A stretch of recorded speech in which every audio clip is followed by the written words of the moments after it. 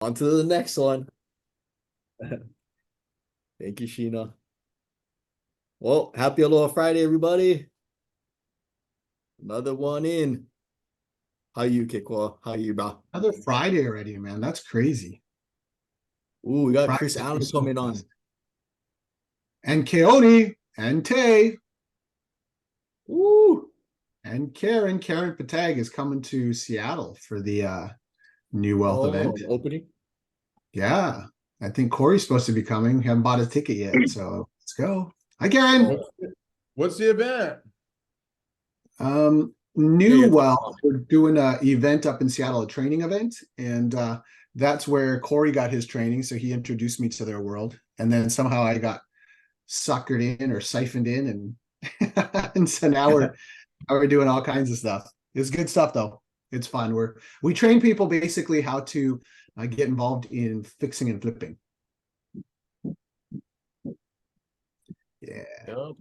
That's fun. Great. Are you still following Tony Robbins around?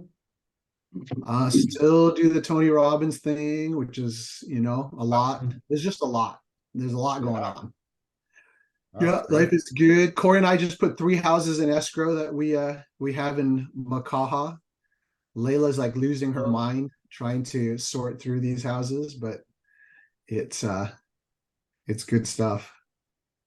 There's a lot going on now. So much going on. It's great. I mean, a lot going on. Yep. It's almost feeling like you got to get used to the pace again. You know? Like it's hey, Roderick, are you on our email address for multifamily properties? Sorry. No. Very loud. Are you not? Shucks. Okay. That's my fault. I meant to do that last week. What's your email address again? ROD. I'll text it to you right now. Well, if you just tell me real quick, I'm going to send the email immediately. Okay. Use wehearthomes.llc@gmail.com. Spelled out We Heart Homes. Yep. wehearthomesllc@gmail. Perfect. That's the new company. Let's do it. Oh, we got all the besties on today. Yeah. What's up, Keone? How you been, bro? Keone. How's the construction company, Keone? Bro, it's been a lot. When you say a lot going on, it's been a lot. It's you go to bed at night with some emails unchecked. That's when you know there's a lot. Yeah. I think the biggest thing that we did, the right thing, was doing an intake form so we can actually properly vet. So we asked people to go on and fill out the intake form to give us, instead of, I was initially, when I first told you guys, I was just hammering out phone calls, and I didn't realize it was going to be that. And it's just a lot. I mean, obviously it's our time, right? And I was the one that was hammering the phones, and I'm like, oh, I feel like cold calling all over again. We just got to figure out whether or not we're a good fit. And at the end of the day, I think I had mentioned that we got to be in proper alignment. I don't want to just work for anybody. Obviously, we're trying to service our community, but there's different intentions. People have different ways of going about their business, and we want to do it the right way. Obviously, the Julian way. And some people are not with that, and that's okay. Yeah. So the communication part and having those conversations, I think with the vetting part, it needs to give us a brief synopsis in order to move to the next stage on whether or not it'll validate and warrant us even having a conversation. Either way, you'll get a phone call back, but it'll be briefer, it'll be quicker, instead of like 1 hour and they're like, that was not worth it. So yeah. So construction has been cool. I'm still trying to work out the deets as far as getting everything, but there's definitely steam for sure. And I think we can service a lot of people out there that are looking for the help. And I'm excited about it. 2024 is the give back year as far as community. So besides that, I mean, it's good, man. I'm looking forward to it. I'm excited for this year for sure. Yeah. Nice, bro. Congratulations again for starting that. Check this out. I got a cool story to share, because I know you guys are big on the Go Give or Sell More. So I ended up, my team ended up putting out something online, one of the posts that I put like the 5 top books that I love. And one of them was Go Giver, right? Bro, like Bob Berg commented back, like the real Bob Berg, not And I was like, that's super killer. So I responded back to him a day later, just saying like, wow, it's an absolute privilege and an honor because it had a big impact on my life. Like everybody talk about the Purple Book. Well, Go Giver was one of those that just reinforced and all of the and then the series of all the other books. I'm like, man, it's legit. So he responded back after I replied back. I'm like, this is, and he was like, no, thank you, Keone. Like, and I was like, wow, like it just touched me. So I started DMing. I'm like, well, I don't want to carry this conversation over here, but just a quick share because I know we're Go Giver guys. And that was pretty cool, man. He was so, I was like, thank you for commenting, man. Like, and following my page. I didn't realize that you would comment, like, you would comment. He's like, oh, absolutely. Appreciate the kind words. Thank you for, I'm glad that it had the impact. So, yeah, just wanted to share that. Like, bro, Bob actually commented to me. He's like, thanks for, like, I'm glad that one of my books is along with those other books. So, like, that's great that it had an impact. So, yeah, I was pretty stoked, bro. I was kind of fangirling. Oh yeah, I was As a you fan should. It was on Facebook or Instagram? Instagram. And then I carried on the conversation in the end because like I didn't realize I commented back just saying, wow, thank you so much. And then he commented back. I'm like, dude, this guy's awesome. So I just went to the DMs and like, yeah, man, it's pretty stoked, bro. I was stoked about that. That made my week. Dude, that's awesome. Oh, I'm gonna try to follow him. I didn't know he was on Instagram. It's the real Bob Berg. The real Bob Berg. Okay. Yep. Oh, I'm gonna Yeah, follow yeah. him. Yeah, I just sent like the series, four of them to one of our investors just because we are talking about it, and I just think it's such a gift. They're easy reads too. And as I was telling our team, right, it's like I've been through those books many times, multiple book clubs. Like I haven't found one line in those books that I don't align with, so it's made it really easy for us to like really, they did all the work already. It's like, okay, read these books. This is who we are. This is how we do business. If you don't align, this ain't the place for you. It's like, it's easy. So yeah, life changing. Great books. That's awesome. Thanks for sharing that, Keone. Yeah, man, that's pretty dope.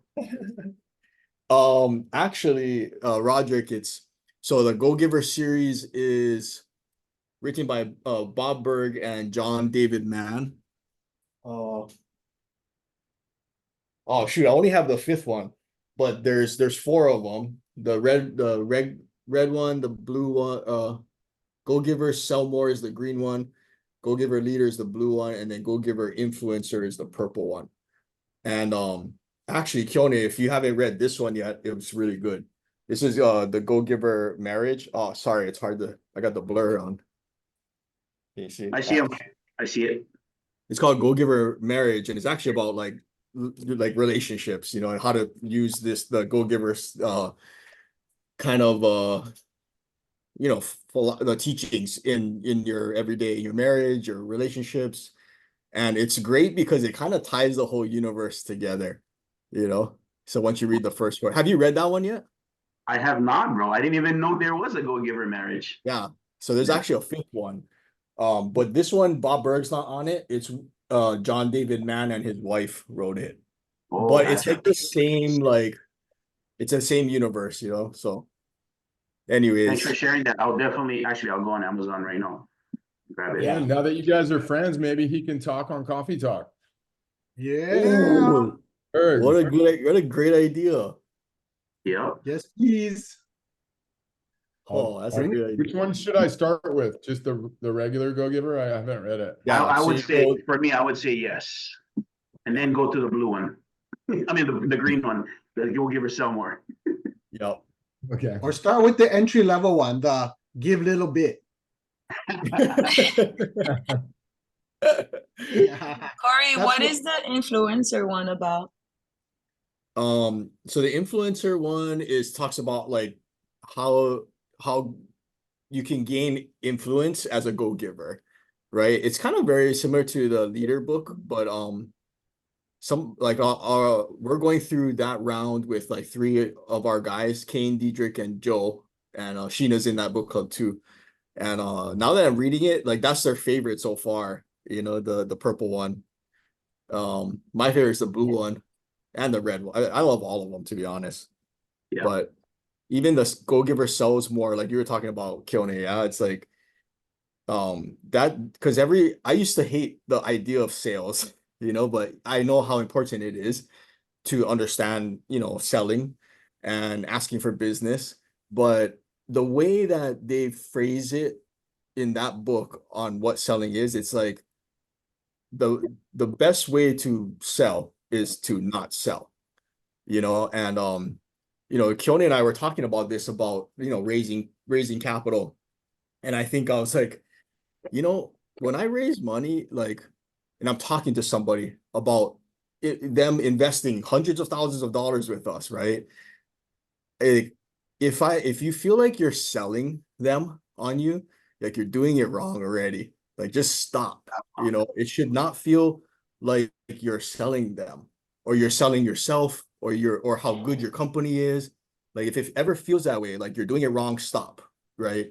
You should educate. Why? Because as a go-giver in sales, it's not about selling, it's about giving, right? And so what can you give?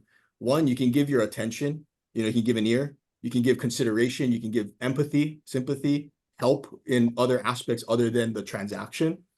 When you put that ahead of everything else, you're close. It's just that's how it works. And honestly, like I don't want anyone to give me their money unless they fully understand like what we do, what we're about, how it works. Because otherwise, they're gonna be big headaches if they're worried and they don't trust you, right? So, and just like our guys, like they don't sell to close the deal, they sell to build a relationship with the client. Like that's when we close, right? Is the KYT principle. Um, or so KLT principle. It's you don't like people only do business with those they know, like, and trust, right? So if we know that to be true, then we shouldn't focus on closing them on the transaction. You close when the moment you feel that that person knows you, they like you, and they trust you. And that's when you close the deal. Like the transaction will happen once you close that. And in order to close that, in order to get to the KLT, like you have to give. You have to genuinely give without any expectations of receiving anything back. And that's when you hit the highest level of sales, and you become an actual closer. Is you're closing relationships, you're building relationships constantly. So that's what the Go Giver sells more is about, and it's such a powerful book too. That one's not necessarily a story. It gives examples of like other companies and former entrepreneurs and stuff like that. So it's more of like a case study book, but it breaks down selling, in my opinion, to such a more tasteful way instead of like Jordan Belfort's straight line system. It's great, and he kind of touches upon here and there, but it's also like, hey, you're gonna close, right? And it's a little bit harder close. Whereas if you just focus on providing value to somebody and truly seeing if they need the product or service that you're selling, that's when the magic happens and you start not just getting their business, but you get all of their friends' business. You tap into their entire network, right? Because they know, like, and trust you. Yeah. So, anyways, yeah, Go Giver series is awesome. I suggest everybody read it. They're easy reads too. So, thanks, Keone. That's awesome. Yeah, I'm gonna try to see if I can get in his DMs too.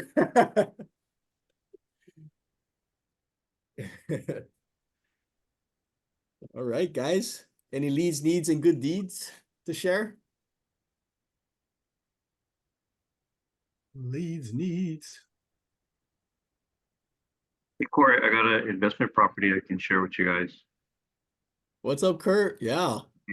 You guys want to see an investment property? It's as is. Yeah, maybe if you gotta share screen. Sure. Yeah, I can share screen. Hold on, let me. The thing about you gotta remember when you share screen, make sure you take off your emails, yeah. Sure, we all experienced that at one time. Let me see. Hold on. Let me get his listing up 1 second. Sorry about that.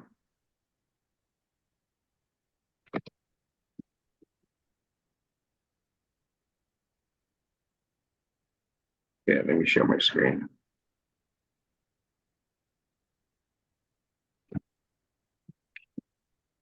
Everybody can see my screen. Yep. So Mike Tanaka is the agent here. This as is, title is cleared. It's 1 point, as you can see, 1 million. And it's a really it is for an investor if you guys want to look at it.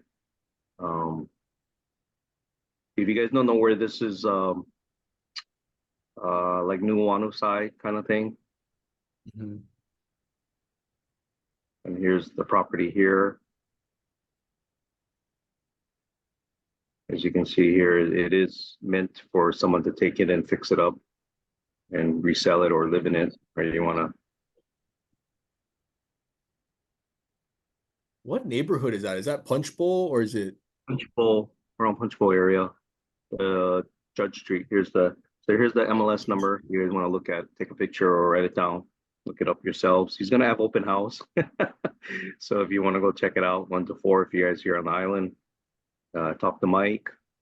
Here's the floor plan. When you guys look at it, here it marked it here. You can read.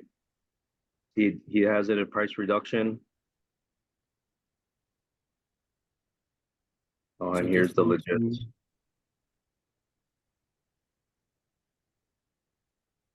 R5. How big is a sorry. lot? The lot is here. The land is 5,500. Living is 1,600. So when you go there, I mean, write down the address. If you're here, drive by, take a look. It's up there. Just it is an investment home. So you guys looking at it. So if you want to give Mike a call, that's his number there, right here. And Mike he's Tanaka. taking all offers. So I bet, yeah. if you guys That's are interested. Okay, thanks. Nice. Thanks, Kurt. Well, Judge Street, yeah, I know it gets expensive out there. I mean, obviously, like that's what I say, like $1 million for like a house like that, right? It's Right. crazy. Right. But if you don't mind, to add to what Corey was saying, everybody knows who Warren Buffett is, right? Interesting what he does, he goes back in the 60s to car makers like Chrysler and Ford and all these car makers. And he reads their manuscripts on what they did to make it how it is today back then. And he reads it and he takes that kind of knowledge and he puts it in today's world. Or he looks at companies that failed and he reads it and he wants to understand why did it fail. And he takes that knowledge and he puts it into his world to make sure, because he's saying that you can learn a lot of things from other companies in years past. Why did they fail? Or how did they become successful? So I don't know if I'm not into reading. So if you're into reading, you gotta have discipline, right? So I just wanted to share. I thought that was a neat thing that he does on top of everything else he does. But thank you for letting me speak, Corey. Thank you. Go on. Oh yeah.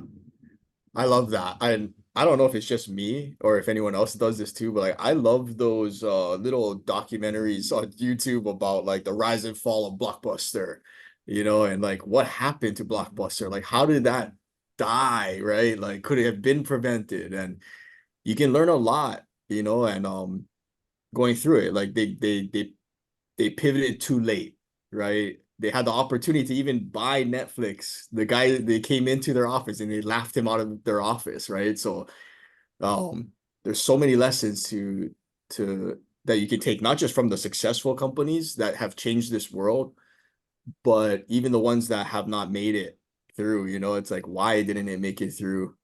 And what could they have done to survive and pivot? Like, did you guys see the movie Blackberry?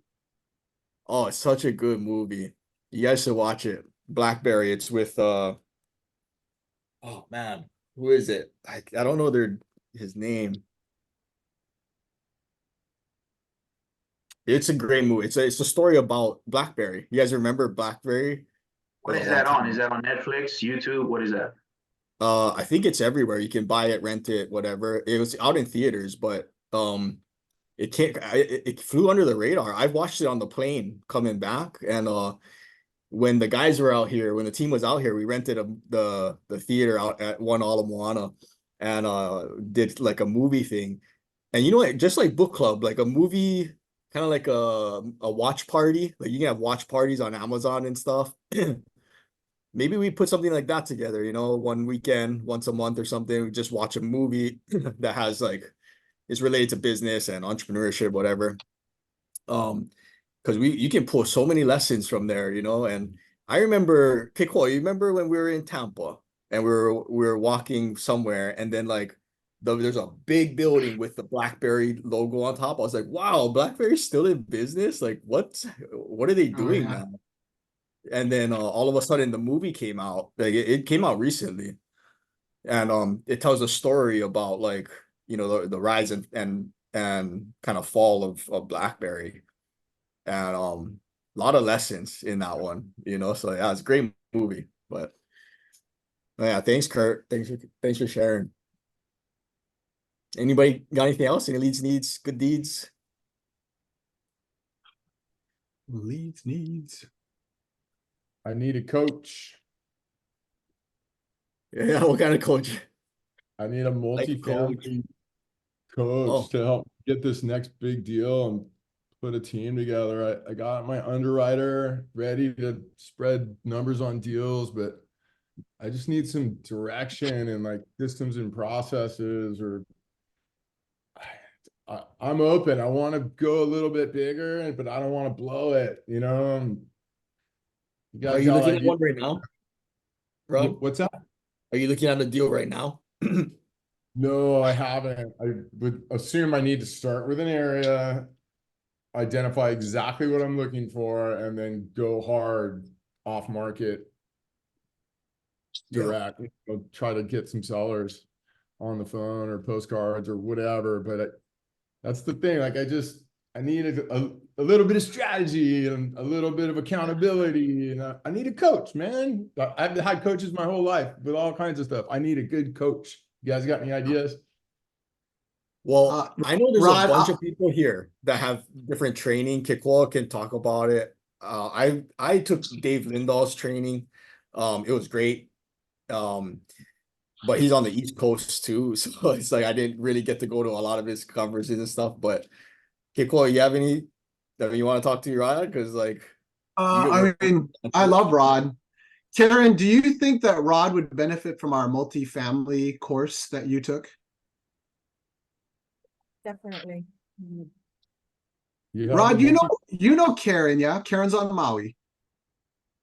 Not, I mean, I've seen you on the thing here, but no, I do Oh, not know you- Karen. You Hi, need Karen. to know Karen and her husband, Justo. They are awesome people. Justo's a Coke dealer. That's what she says all the time. He was a Coca-Cola distributor. And so she That's calls him great. a Coke dealer, which yeah, I was like, what? Coke dealer? Sweet, hook me up. Let's go. But yeah, Karen was in our last multifamily class, and I hadn't had a chance to really talk to her too much about it, but it was a long haul. She stuck it out every single week for 15 weeks. She was there. Is Yeah, it it's online or? It's great because it kind of, for me, it dummies down everything for me, and we can use it for single family also, not just multifamily. We'll do it. Awesome. We'll do it. We'll launch it again here real short, Rod, and Karen's gonna help me teach it. I Sure. would love that. Yeah. Karen's like, I'm what? just getting ready to reach out to David Lindahl. That's funny that you took his class. Oh. So Corey, do you recommend this guy for what I'm talking about? Um, Because I'm most of the way through this book. It's a good I book. learned a lot through his course, but the only thing is just I think there's other groups that have put on more, you know, closer, more intimate events and training. He's from Boston, I believe. So like a lot of his conferences were in East Coast. They did fly out here to Hawaii, actually. That's how I kind of got in with them. But it's like a very family run business, the Lindahls. They've been around a long time.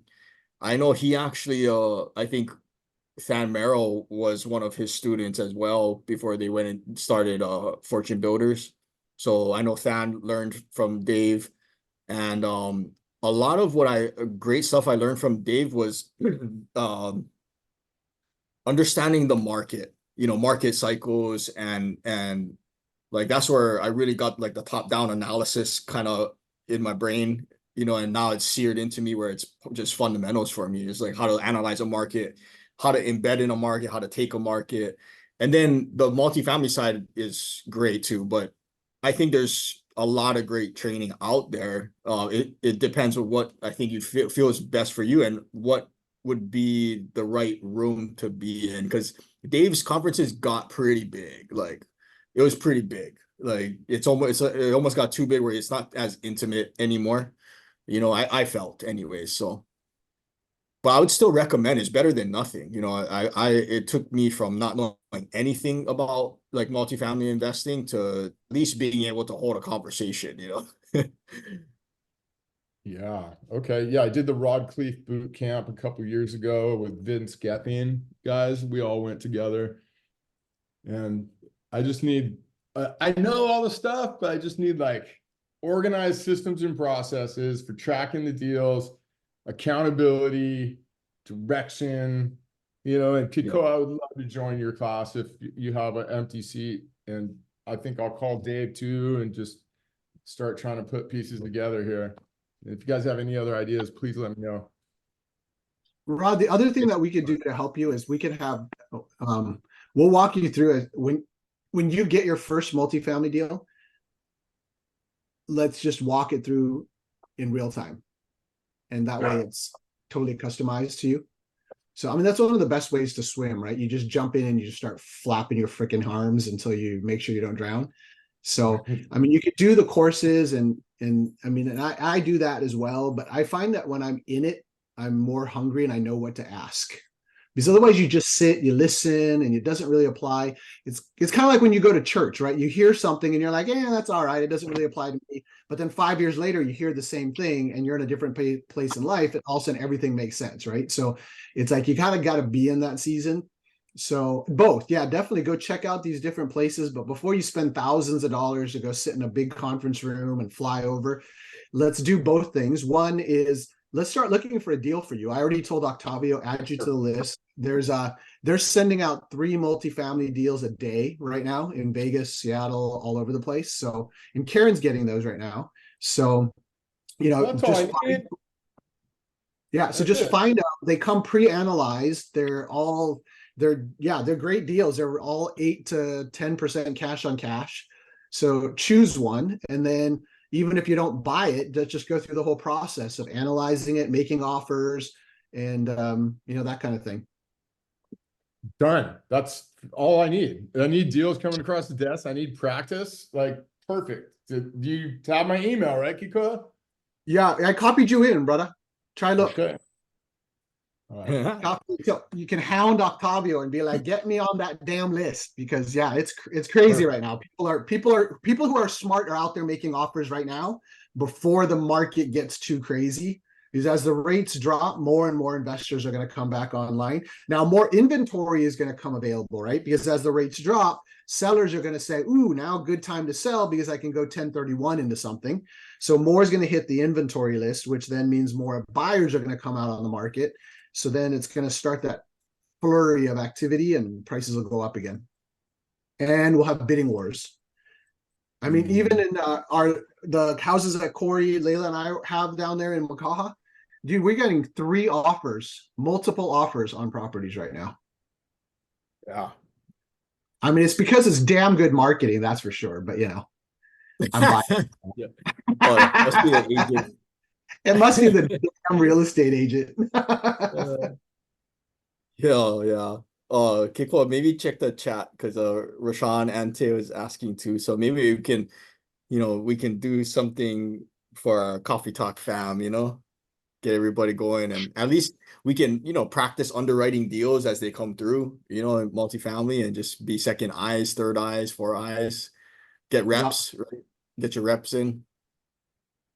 Sure, do. Hey, so everybody who's interested, let's do this. My email's there, kekoa@teamkekoa.com. Just shoot me an email that just says on the link, add me to the multifamily list. then I can forward it to my multifamily team, and then they'll add you to the list, and you'll start getting deals. Now, there's not a lot of multifamilies that pencil in Hawaii, so you're not going to see a lot in Hawaii, but you're going to see some coming out of Washington, Vegas, Dallas, Austin, San Antonio, Houston for now. And we're going to be adding the markets of parts of SoCal. Corey and I are still evaluating places like Corona, Riverside, some of those areas may work. And then Tampa is one that we're really analyzing right now. Have So you pick ever them come up. across anything? I'm sorry. Have you ever come across anything in Hawaii though? At any point? Where No, it made yeah, sense? actually, yeah, a couple times. Some stuff in Hilo made sense, and then it got massively overbid because everybody wants to buy, right? And then we saw some stuff downtown, PE Koi, Pensacola, kind of that whole zone of older stuff and older It's rare walk-ups. though. Very Yeah. rare, super expensive per door. So And yeah, the challenge is that for our clients who are like, no, I need to buy in Hawaii because I want to be able to drive there, I want to see it, this is like our land, and et cetera, et cetera. Then we're like, okay, do it. It's just you just got to know your cash on cash is not going to be as high as if you say take the exact same amount of cash and you go put it somewhere else, like in North Vegas. Then that same money is going to make you more passive income. And that's not important for everybody. There's some people, some families are like, no, that's not important to me. And what's important is that it's in Hawaii, so I can pass this on when I die, and my grandkids and great grandkids. And, and that's totally a different buy criteria. Chances are everybody on this call right now isn't in a, let me will my assets right now to my grandkids. We're thinking more, how do we build the portfolio so we have more cash and passive income? So at some point in the future, we then kind of pick a market, buy a bunch of stuff just to sit on it. And then that makes more sense. What about you, Keone? Are you seeing anything? No, but I've been sat in several meetings with multifamily, and I'm just always curious because what you explain is me. I'm all about Hawaii, and if there's ever opportunity, I'm all ears. Please include me in Hawaii. I will throw down. I'll be a part of a Hui. So yeah, that's why I was just curious, because everybody was like, it's a little bit hard. At least you guys actually said that you came up with stuff. Other guys are like, oh no, it's not possible. I know it's possible. I just don't have the time to do it. So I really like what you're hearing, and I agree that the cash on cash and all of these things, but it's different criteria, what you hit on as well, that I'm down for that. It's the legacy stuff, and like it's Hawaii, all of those things. So yeah. So if ever come across, keep Keone in mind. And I'm down. You let me know if it would make sense, if there's room in there for me. Always room for you, brother. Always room. Appreciate you. Try send me an email that just says multifamily Hawaii, and then that way we can kind of have that. Well, I'll be open to Vegas as well, so I'll put it in there. I'll shoot you an email, but yeah, Hawaii priority for sure. No, Hawaii, we come across some stuff, but I mean, you're in Hawaii, you're looking at like somewhere 150 to 200,000 a unit. Where like right now we made one offer in Tulsa, Oklahoma, about $40,000 a unit. So, it's like your same cash gets you 5 units as opposed to 1. Now in Hawaii, you're going to get a little bit more rent, yeah. In Oklahoma, a little bit less. So those are factors to consider. But yeah, no, there's stuff in Hawaii that we find from time to time that I get all excited about. But then you get all these retail buyers that love Hawaii that are like, yeah, I'm going to bid it up another 100,000 a unit. It's like that doesn't appraise, doesn't make sense. It's all cash. And it's a legacy asset, right? So it's different. I will definitely shoot you an email though. Thank you. Yeah, 100%. One thing, if you're looking at multifamily here in Hawaii, it's like how do you hedge against like the smaller returns? Because the smaller returns that you get, since we're not in a cash flow market, it's riskier, right? The more riskier it is. So like how do we mitigate that? Well, there could be other options, like perhaps maybe it's in the zoning of the land where in the future there's opportunity, or like Kekoa has on the table right now in Washington, where it could potentially be a condo conversion. Actually, it's not even potentially, it's like it's going to be a done deal, right?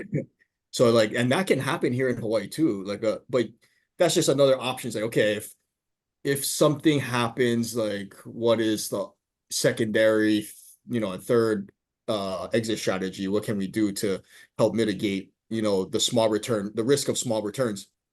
And maybe a condo conversion is one of them, like if the units can be converted into condominiums and sold, then that'll increase the value substantially, right? That mitigates a lot of risk.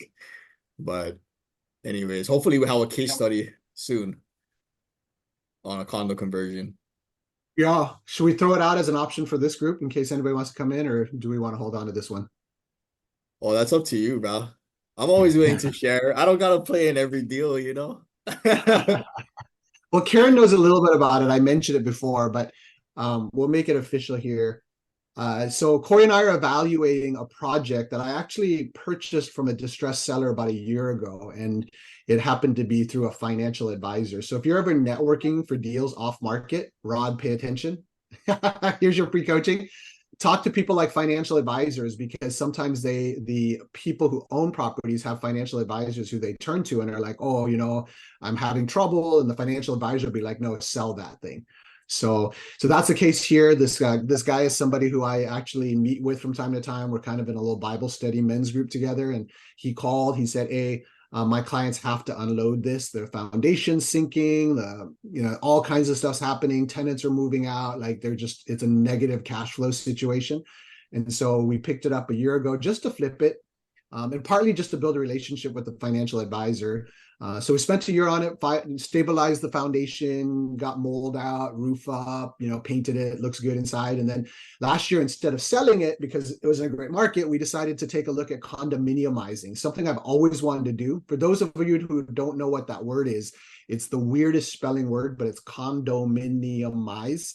And what that means is that you take a multifamily, you take it through a legal process, because it is a legal process, and then they split the building into individual units called condos that can be sold independently. So pretty powerful. So for us, we spent about 110,000. We're probably into it. And I was at 110, approximately 110, 120,000 a unit. The comps sold in the neighborhood for same size units, but as condos sell for 225 to 250.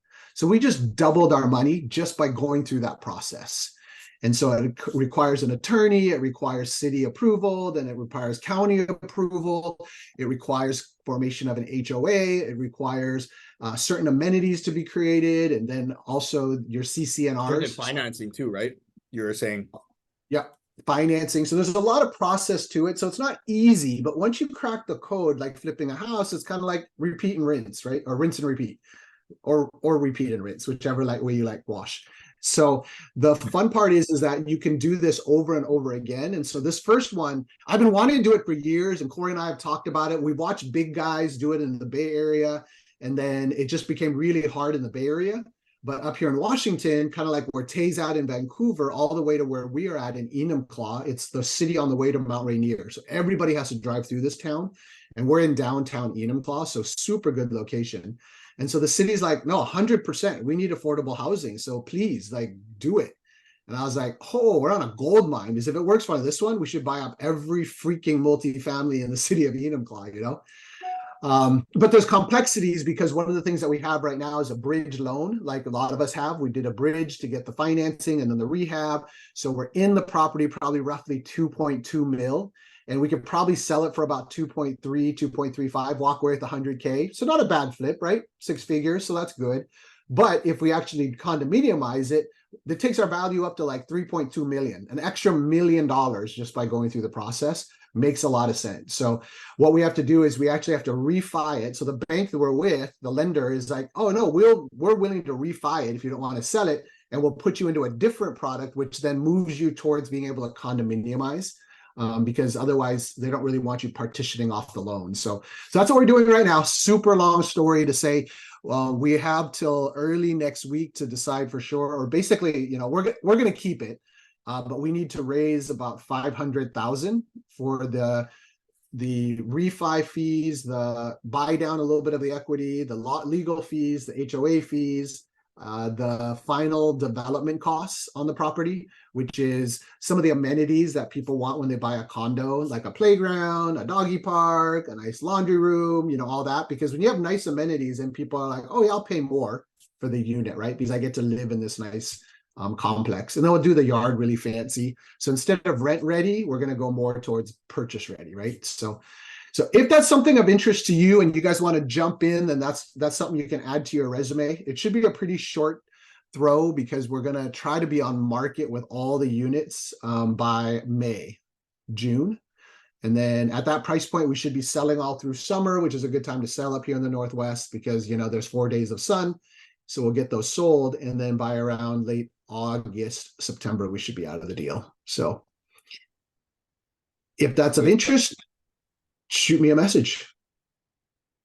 Yeah, you already have you already have the performa and stuff already, yeah. So Yeah. if anybody's Yeah, I guess Corey read through. I might be getting squeezed out of the deal then. It sounds like, huh? No, we're still doing it. Just in case anybody wants to come in, we can just share and see. I mean, there's always opportunities, but if anybody wants a small part to jump in, then just let us know. Shoot me an email at that email address as well, so that way I can. You guys get sent plenty of emails. Look at that. There's a lot of emails in my email box now. So now, if anybody wants in on this deal, just put in condo in the subject line. And we don't, it's not like we're trying to ask for 100K each. Corey and I are actually evaluating this for our company because he and I have been wanting to do this a long time, is this whole condo thing. Because, man, if you can figure it out here, you can try to figure it out around the country, right? So like Rod, for all of you guys.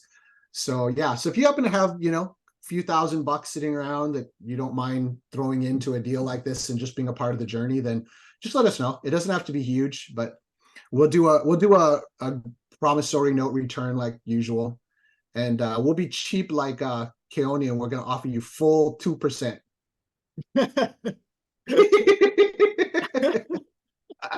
I'm just kidding. Keone is much more generous. It's me that's the pake in the house. Oh man, I was just gonna say that. yeah, I have an idea. Like, you should do a multifamily, maybe a segment, maybe next week or something. If you're maybe just take a portion of your of the training. Oh my I think gosh. The thing with the training is multifamily, like we literally you spent need the whole 15 spectrum, man. weeks. Yeah, Karen and 40 other people spent 15 weeks with me, and I promised them it would be a 45-minute lesson to an hour, and literally 2.5 hours every single Tuesday night. Because such good questions and such like that. So, I mean, I could do a highlight for sure, but I think it'd be super. It wouldn't do a whole lot of help, but I'd be happy to do that if that is something of use. But for those of you, I mean, we'll do it. We're going to do another round of it. I'm just trying to figure out when. It probably will be more towards April. Because I got to get through a couple things this next couple months. But then for someone like Rod, or if anyone else is like, I just got to get into multifamily sooner than later, then yeah, number one, look at online stuff. Number two, just find a deal, get on our list, find one of the deals that you're like, dude, I could do that deal. Because there's deals that are going out like today. I think I saw one that's a triplex for 4 something in Vegas. Like that's super doable for everybody, right? Raise some, OPM, and what is that? $100,000 down, less than that. And you get into a deal. And, as Corey and I always say, and I think everybody agrees, like your first deal, don't plan to make a ton of money. Just swing a base hit, get a nice one that doesn't lose you money, get a good location, go through the whole process, because the education of that first deal is what's worth the most out of the whole deal. So, yeah, we can do that.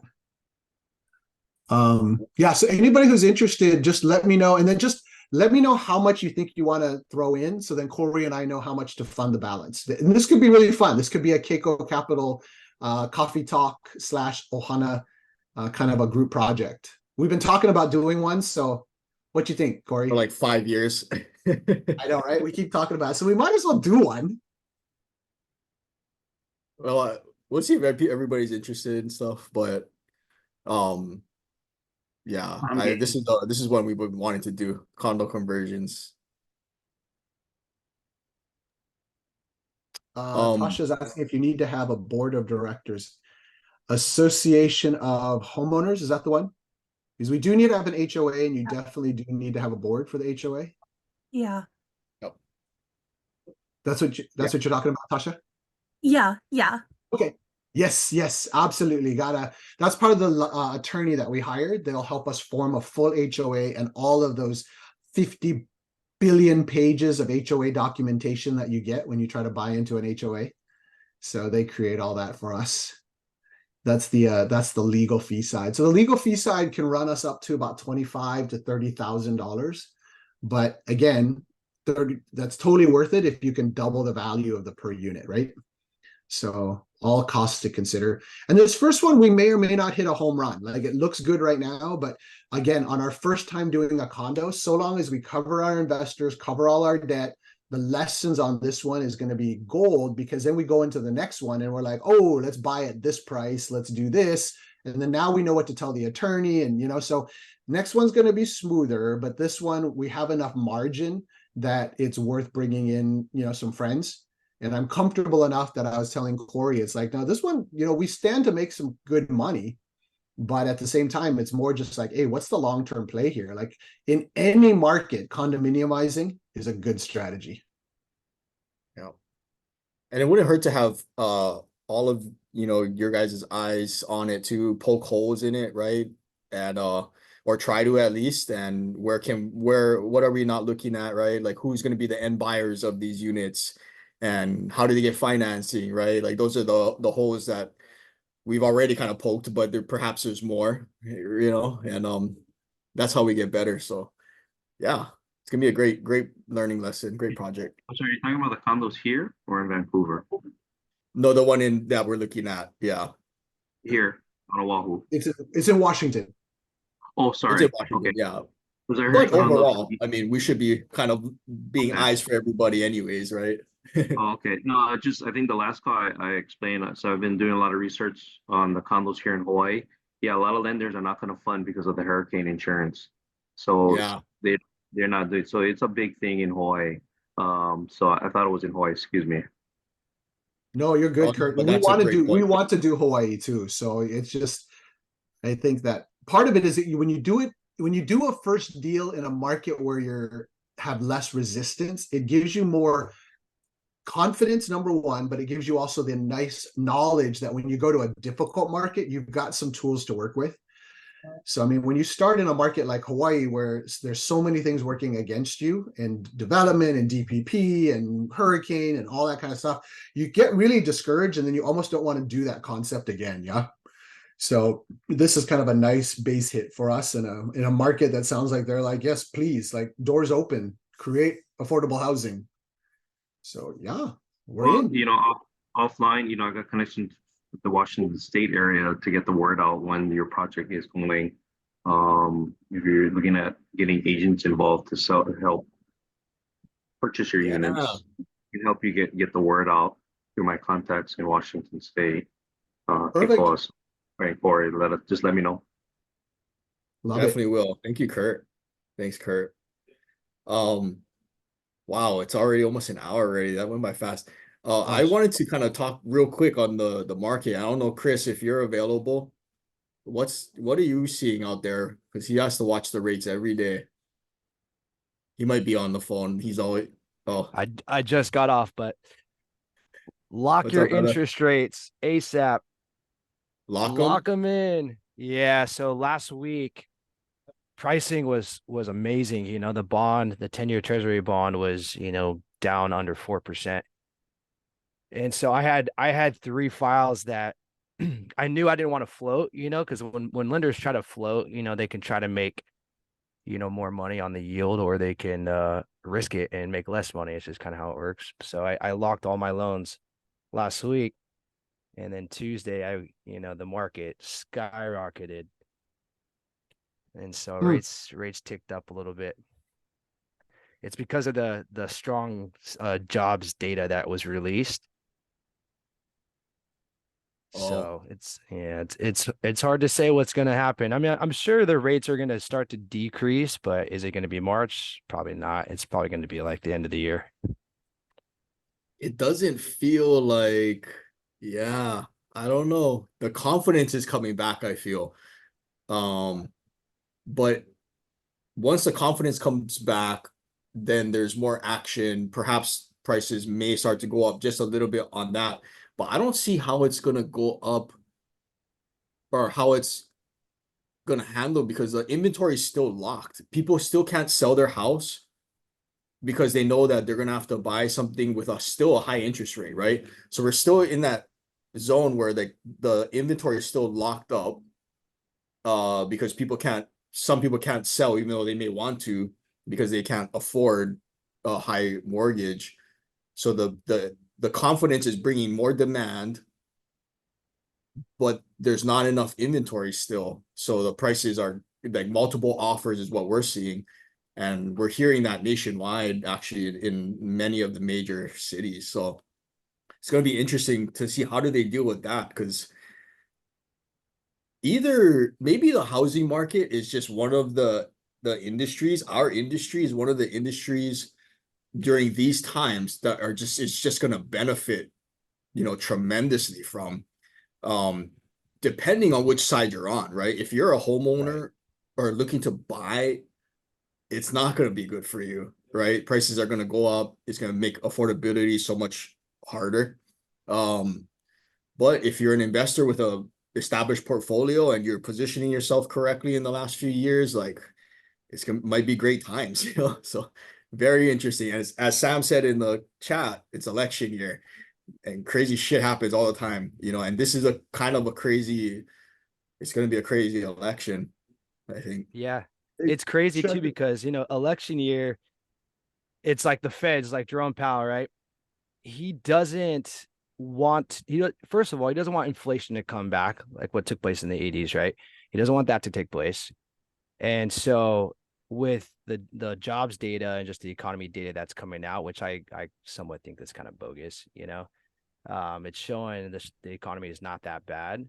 And so they're thinking of keeping rates for longer. And then on top of that, because it's an election year, for the Feds to decrease rates, it's going to show everyone that he's trying to help out the current administration, right, for re-election.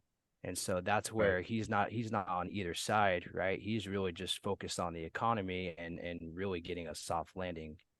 And so, yeah, it's kind of crazy. We don't know what's going to happen. It's all speculation. It's just opinions, but yeah, we'll see how it goes. Well, thanks, Chris. Yeah, if you can make it on every Friday, give us a little, especially if the market's moving in a certain direction, then I know it's starting to pick up. So hopefully, we're getting busy with it, closing deals. New So year. Corey, Got anything? Or Corey, do you Rod? know who the Fettkeys are? Kathy Fettke. She has a podcast and all that. Anyway, I sat next to them at Brandon Turner's Better Life Marriage Retreat. And they've been in a lot of different markets, investment properties, all across the country. And what they're doing, because they're later in life, they're maybe 10 years older than I am.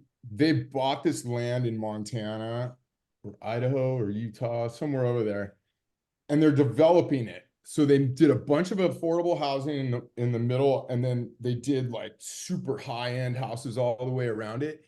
And it's like their legacy passion project that they're going to kind of finish their lives with. Like, how sick would that be if we did something like that? I mean, I'm looking at Kikoa's email right here, and thank you very much for the 3 unit in Vegas and the other one here. And it's cool, but it doesn't like fire me up. Like, I want some, 51, dog. I only got that many more years. Like, let's do something cool. Yeah. I love you, dude. I love you. Kiko and I have been saying that a long time. Like, what is gonna be our mark? Like what are we gonna do that actually is significant? It's like I always think of someone's career and life path in like the 4 phases, right? The 4 S's. First, for many of us, it's like survival. It's survival phase, then there's security phase, then there's success, and then significance, right? Like, and it's sometimes you go up, down, from the different phases, but I the significance phase for me, I don't know what that looks like yet, and I hope it's big, like how you're saying. So, hey man, I'm down. I hope it's right next to a ski resort like they're doing. That's what they're doing. They're making it so their family gathers every year. They all go skiing every winter. They're, helping people, this and that. And the high-end houses are selling to other rad families that they make friends with. Like they kind of Right, got it yeah. figured out. She has that Real News Network podcast. She's been doing it for years. Oh. Anyway, So they're building their own like little community kind of. It's kind of like the if you build it, they will come, right? yeah, Yeah. yeah. Yeah, I'm So what- down. I've always said like, I don't feel the urge to go into this. Oh, Layla's gonna probably, yeah, she but when I just somehow I just have a feeling that I'm gonna be in the like we're gonna be owning some of these hotels over here. I have no ambitions to do so. I just have a feeling. And the last time I had a feeling like that was before we started our companies, and so yeah, we'll see. But now my eyes are open. Rod, let's do something big for sure. And you're in your prime, bro. But Rod, start small, be faithful with the few, and then build. So that way you can, make those mistakes. And then here's the fun part too, is that the big stuff comes once you get in the space. Like you're just in all kinds of random conversations. Yesterday, I was talking to a seller of a 251 unit in Houston. And the conversation led to, hey, I looked you guys up on website. It looks like you guys have Team Keikoa and then this Keiko Capital. And then he's just like, oh, so you guys do lending. And so then he's like, hey, can you lend on my $50 million horizontal ground up construction projects? Heck yeah, we could do that. So door open there.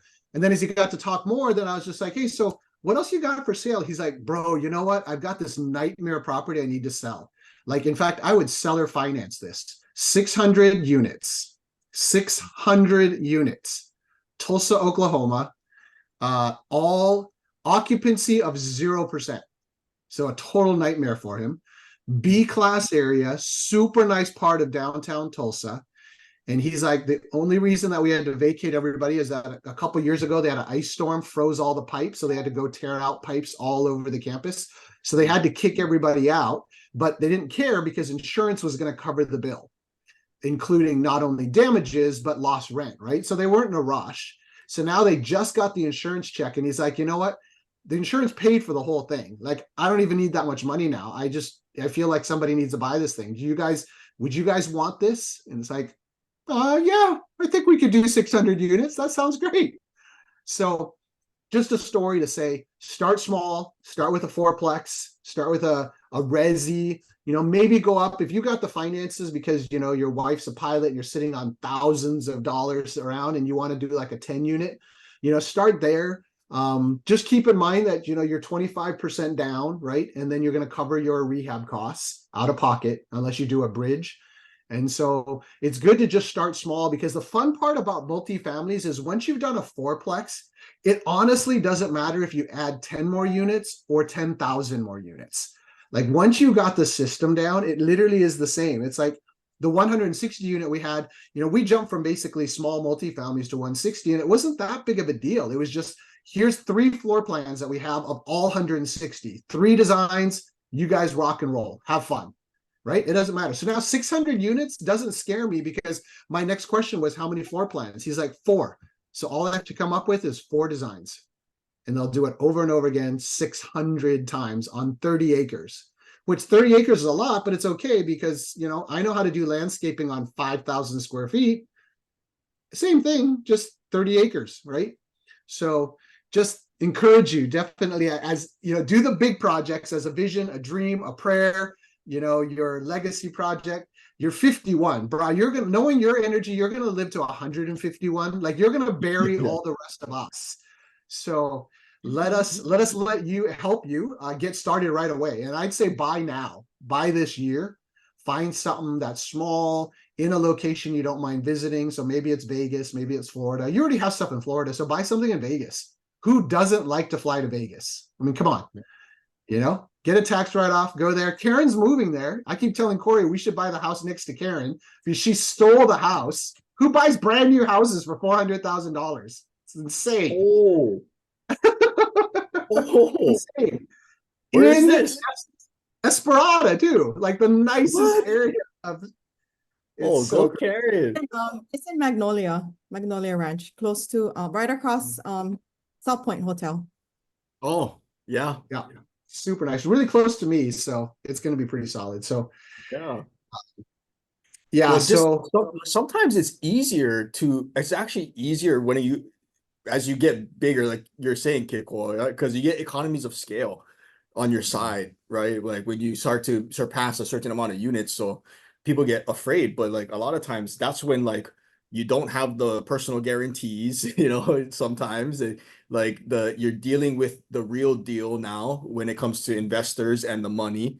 It's people who are very professional. They're not afraid of risk. They have their guidelines. They pull the trigger.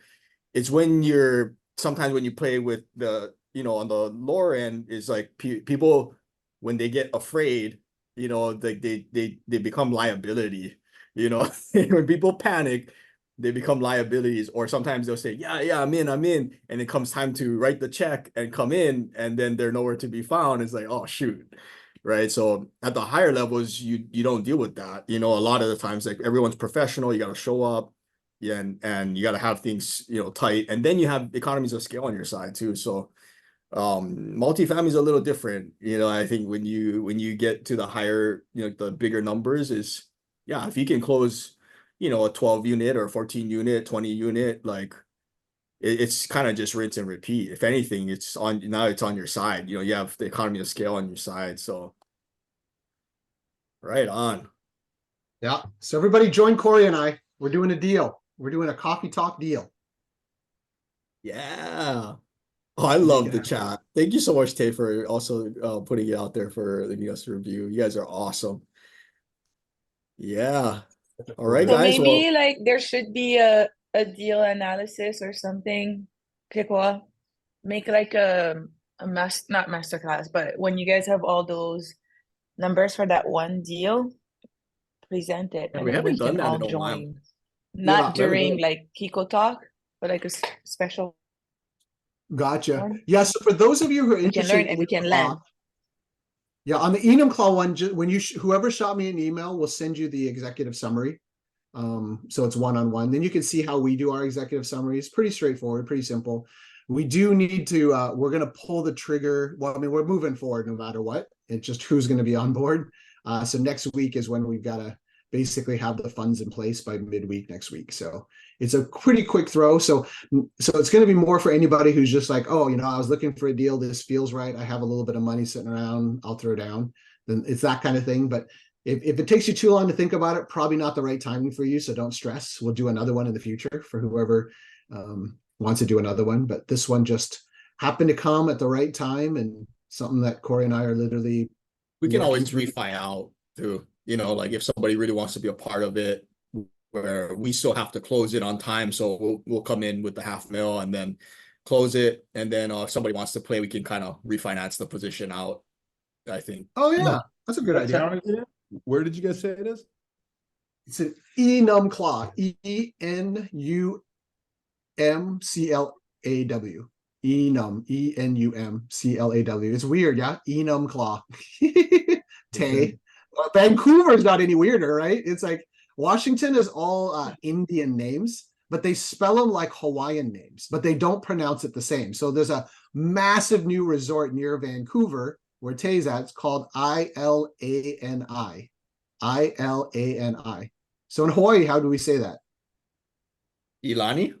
Ilani, right? That's exactly how we would say it. So, but Indians call it Elane. So they're wow. Yeah. yeah, it's super weird. So I'm pronouncing everything super wrong down here, and everyone's like, "What?"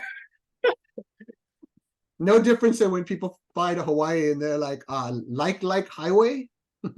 Yeah. Oh, that's awesome. Yeah, so if you're interested, that'd be awesome. Great idea, Corey. We can always swap out some stuff just to have people involved. When you're in Washington, they're gonna say, "What tribe are you from?" Yeah. No, my tattoos give it away. People all the time walk up to me here. They're like, "Are you from Hawaii?" Yeah. Like, what made you think that? They're like, "Well, you're tan and it's 30 degrees outside." I'm like, yes. Yes. So des. Yeah. So yeah, send us. You know what could be fun too? If you're a part of this deal in Enum Claw, we'll find a time where we'll just say, "Hey, fly up and hang out," and then we can kind of walk through the process, make it a learning experience. So that'd be cool too. Tay, my social media is horrible. I fired my social media guy. I need somebody. That's what I need. I have a need. Social media. Anybody's got a great social media person? Be awesome. Well, cool. It's 10 after already.